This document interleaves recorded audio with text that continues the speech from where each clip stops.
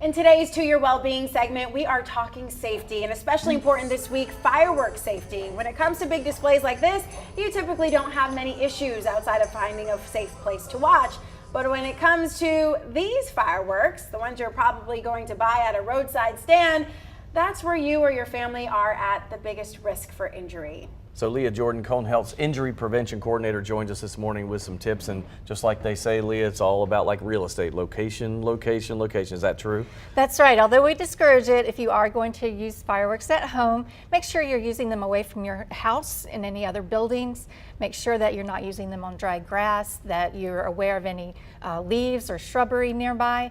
And also make sure that you know where your kids are and any pets. We often don't think of the pets as well. All right, so we can get into the next few questions. We want you at home to get involved with this. So head to WFMY.com/vote now, and tell us, how do you do the 4th of July fireworks? Do you like them at home? Do you go to a show, or maybe you watch from a distance from the highway? Yeah, and as you're voting at home, Leigha, let's talk about fireworks themselves. Most people think sparklers are safe to use at home. I know Eric said that he uses them from time to time, but they can also be dangerous. And there's some stats here that kind of back that up. So let's take a look at them here. From the National Fire Protection Association, they say more than 25% of emergency room firework injuries are caused by sparklers alone. The CPSC found more than 44% of the injuries are burns, and hands and fingers are the most injured body parts, followed by legs, then eyes. The National Fire Protection Association also finds after adults, kids who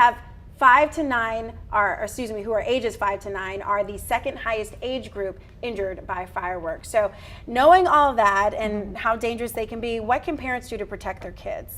Well, I just want to mention that sparklers can get temperatures as high as 1,200 to 2,000 degrees Fahrenheit. So that's why we discourage sparklers. You could instead use glow sticks, and they're going to last all night rather than just that few minutes like a sparkler.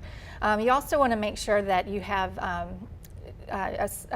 fire extinguisher nearby, a bucket of water nearby, that you're well away from the house. People are standing far away from the fireworks themselves.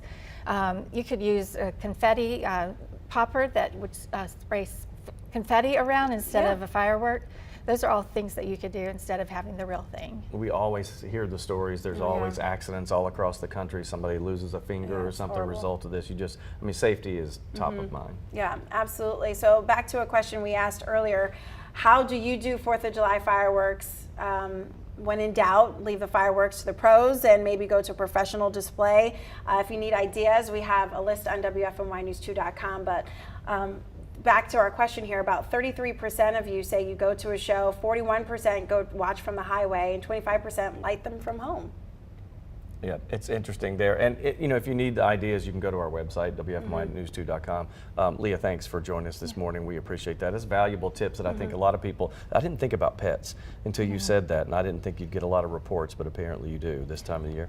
Right. I mean, they get so scared, and we just don't think about them with the loud noises. But they are scared of them, and they could potentially get injured as well. If your pet's outside and not leashed, and you're doing that, you can run the risk too. Safety first. That's right. That's the way it works. Thank you so much.